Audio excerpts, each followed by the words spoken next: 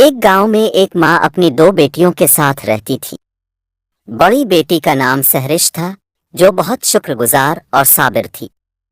وہ ہمیشہ اللہ کا شکر ادا کرتی، چاہے حالات کیسے بھی ہوں، کیونکہ ان کے پاس 2 وقت کی روٹی میسر تھی۔ ماں بھی سہرش کی طرح شکر گزار تھی اور اسے یہی سکھاتی تھی کہ ہر حال میں اللہ کا شکر ادا کرنا چاہیے۔ لیکن اس کی چھوٹی بیٹی، جو بہت ضدی اور نافرمان تھی، ہمیشہ شکایت کرتی رہتی کہ وہ غریب ہیں۔ وہ اپنی ماں سے بار بار کہتی کہ ان کا حال بہت برا ہے اور اس بات پر غم و غصے کا اظہار کرتی رہتی۔ ماں اسے سمجھاتی کہ ہمیں اپنے حال میں راضی رہنا چاہیے، کیونکہ بہت سے لوگ ہم سے بھی بدتر حالات میں ہیں۔ لیکن چھوٹی بیٹی کو یہ بات سمجھ میں نہ آتی اور وہ اپنی ضد پر قائم رہتی۔ ایک دن جب چھوٹی بیٹی اسکول گئی تو اچانک ایک زلزلہ آ گیا۔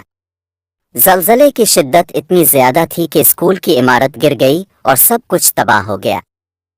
جب وہ ڈرتے ہوئے واپس گھر پہنچی تو اس نے دیکھا کہ ان کا گھر بھی زلزلے میں تباہ ہو چکا تھا اور اس کے والدین ملبے کے نیچے دب گئے تھے۔ یہ منظر دیکھ کر وہ بے حد روئی اور دل ہی دل میں پچھتانے لگی۔ اس نے خود کو قصوروار سمجھا اور کہا کہ یہ سب میری ناشکری اور نافرمانی کی وجہ سے ہوا ہے۔ میں ہمیشہ اپنے والدین سے جھگڑتی رہی اور اپنی بہن سہرش کی شکر گزاری کا مذاق اڑاتی رہی۔ اب ان سب کے چلے جانے کے بعد مجھے احساس ہوا کہ میں کتنی غلط تھی۔